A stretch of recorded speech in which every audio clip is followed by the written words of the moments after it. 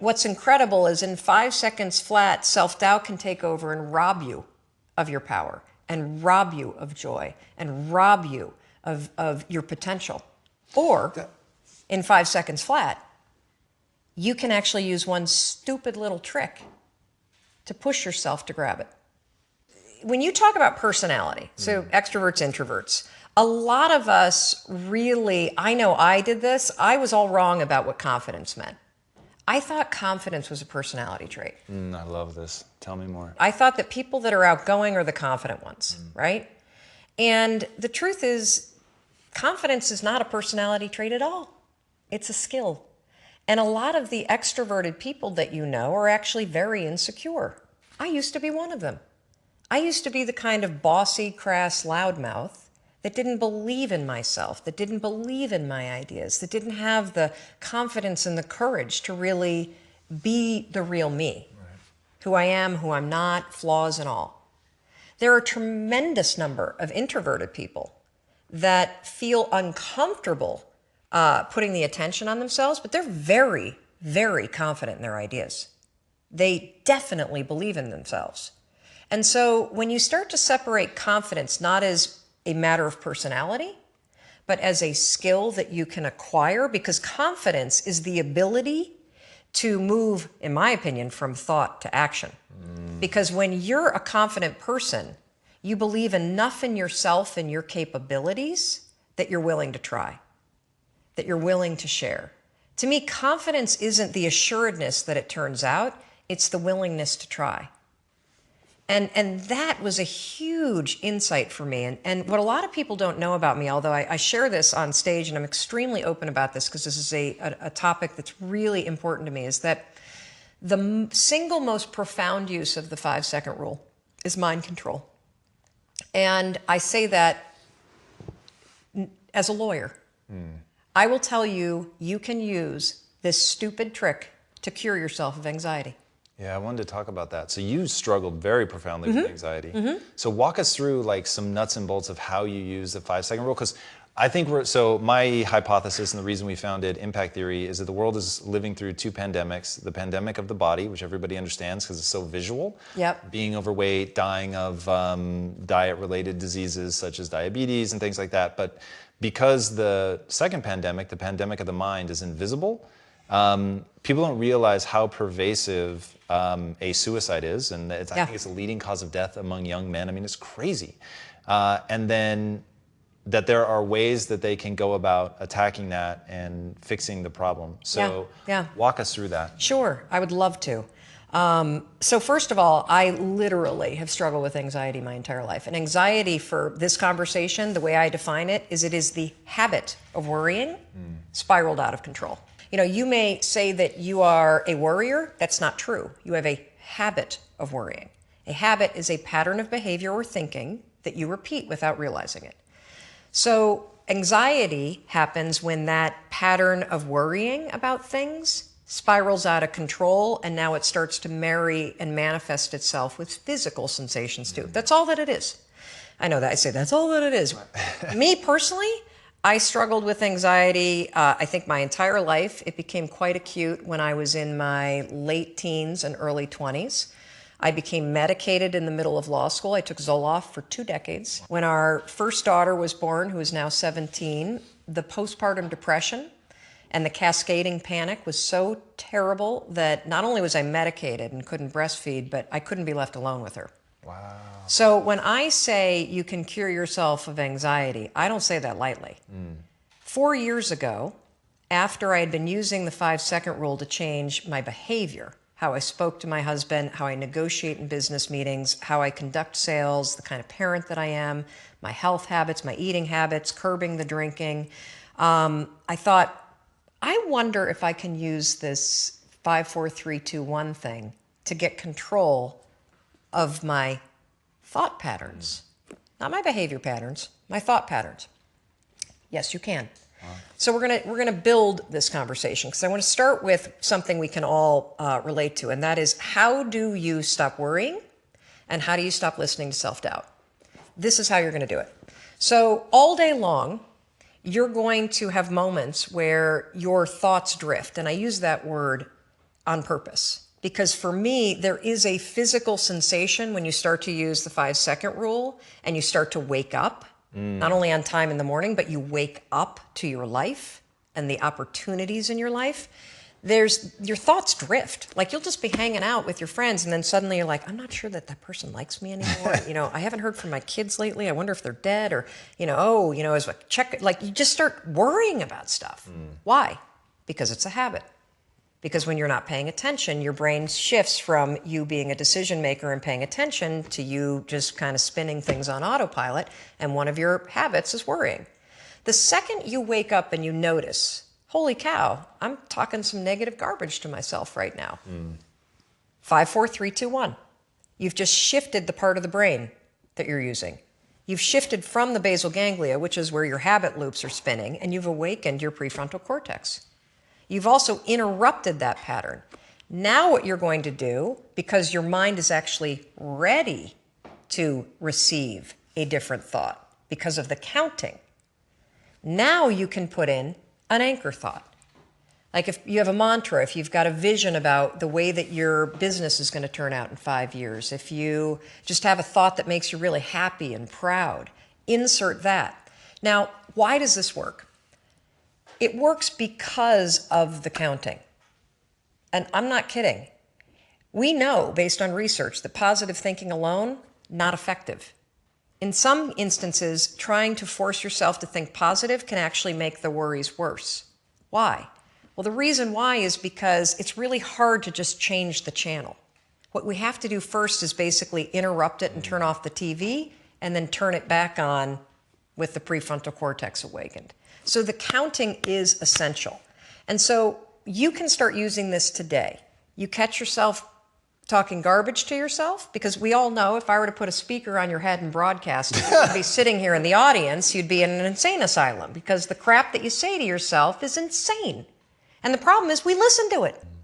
You'll be in a sales meeting and you'll be undermining yourself. They're not going to buy. Oh my gosh, I'm in trouble. You're not even present. 5, 4, 3, 2, 1. Switch it back. Get back to that vision that you have about toasting your success, or this customer being really happy, or you being proud of yourself. Whatever that vision may be, you can control your thoughts. And this is not just us talking about it. This is a tool that you can use. So let's take it a step further. So worrying, if you let it go unchecked, what will happen is you will get used to worrying. You will get used to living in a state where you're slightly agitated all the time. Let me talk a little bit about agitation. So what we know based on research is that physically, in your body, so physiologically, being excited is the exact same thing as being afraid. Let me say that again, because it is so important. In your body, being excited is the exact same thing as being afraid. Your body doesn't know the damn difference. Your heart races, your armpits sweat, you're like, you may get tight in your throat. Your cheeks may get pink like mine do when I get excited. The only difference between excitement and fear is what your brain says. And the problem is, if you have a habit of worrying, guess what you're going to tell yourself is going on? That you're like freaking out. That you're not excited, that something must be wrong. Oh gosh, why would you say something's wrong? Because you got a habit of saying that all the time. Even as I became a speaker for a living, or I'd be on CNN, when I first started doing it, I would be freaking out backstage. But even though, just last week, standing backstage, about to go on, 8,000 people, heart races, armpit sweat, my hands get clammy. I'm not nervous though, not at all. I'm excited. And so I developed this technique, and research out of Harvard, not based on my technique, but something very similar, proves that if you basically, right before you're about to do something, take a test, run a race, public speaking, a business negotiation, ask somebody to marry you, whatever it may be that gets your heart racing, just do this. Go, I'm excited. I'm excited to give that speech. I'm excited to ask him or her. I'm excited to do this race. I'm excited.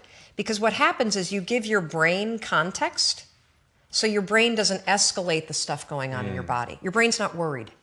Make sense? Yeah. So you can combine this with the 5-second rule. So we know how to do worrying. You catch your thoughts drift. 5, 4, 3, 2, 1, anchor thought.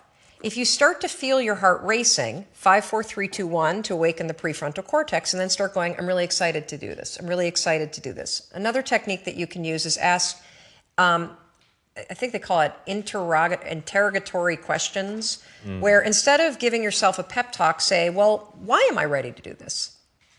Why am I ready? Because that'll force you to answer the question, which then convinces you. So why am I ready to close this sale? Why am I ready to give this speech? Why am I ready? So those are two strategies that you can use backed by science that are proven to actually make your performance be much better.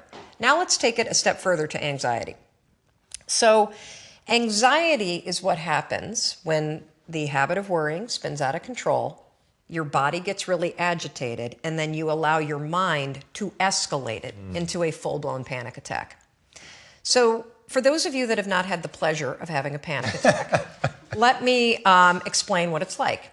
So have you ever been in your car and you're driving down the road and you go to change lanes and all of a sudden there's like, oh my God, there's a car right there, right? And you swerve a little bit and then your heart's like, and you may sweat a little bit and you grip the wheel really tight and you're super locked in on the road ahead of you. But then that car pulls away and the near miss scenario passes and your mind starts going, okay, you're all right now. Right. You're all right now. That's it. That's all. That's what a panic attack is, only it happens while you're standing in front of your coffee pot. Seriously. You have that same, oh my God, what behind that? And your heart's racing, and the problem for your brain is that your brain can't look around and say, holy cow, we almost got hit by a car. Right. Your brain's saying, what the hell is wrong with her? She's making coffee and she's freaking out. And so now your brain has a problem. Because what's your brain's job? It's designed to protect you. So your brain will now do whatever it can to magnify the problem. Remember, we talked about the spotlight effect. It'll start telling you all kinds of crazy stuff because it can't figure out contextually what the hell's going on. She's just making coffee. Now her heart is racing and she's breathing really. Holy cow, maybe she is having a heart attack. A lot of people that have panic attacks say, I think I'm dying. Oh my God, what's happening? Wow. Or you'll see them do the deer in the headlights thing where they got to get out of the room. That is the spotlight effect in your brain, now taking control and magnifying everything to get you out of whatever it was. So here's how you use the 5-second rule.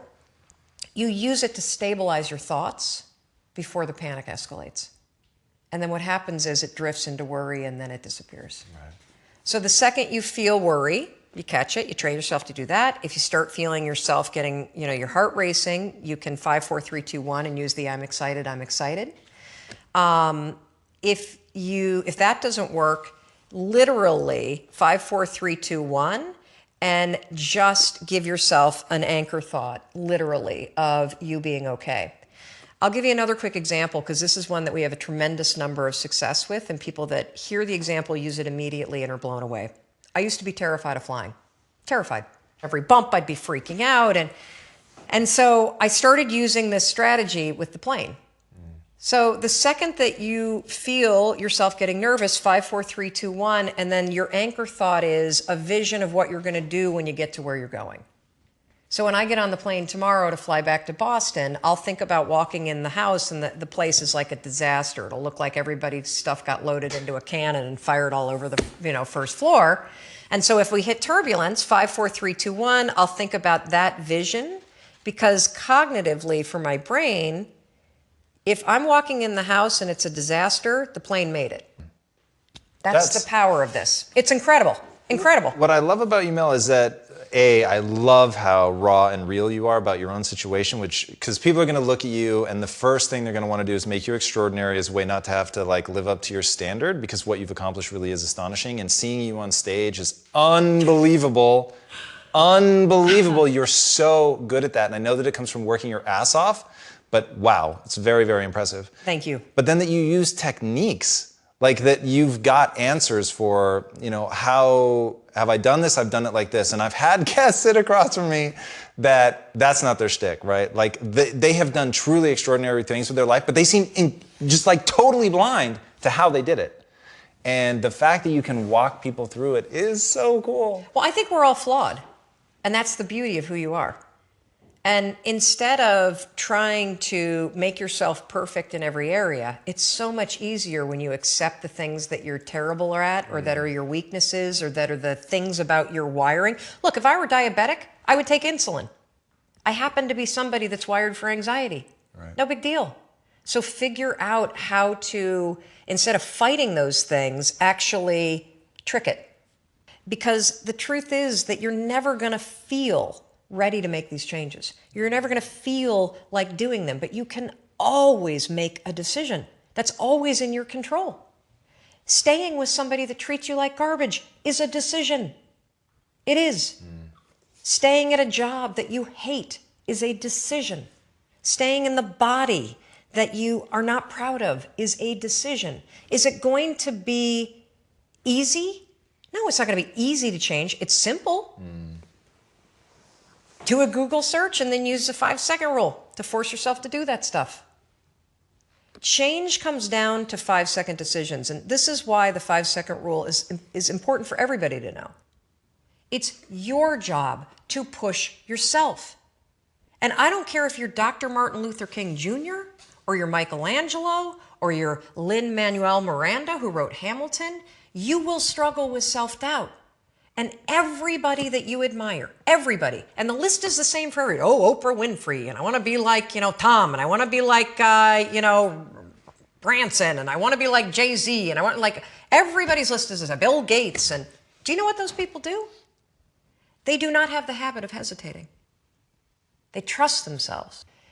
In today's world, where you have the internet, you can literally learn, launch, do anything.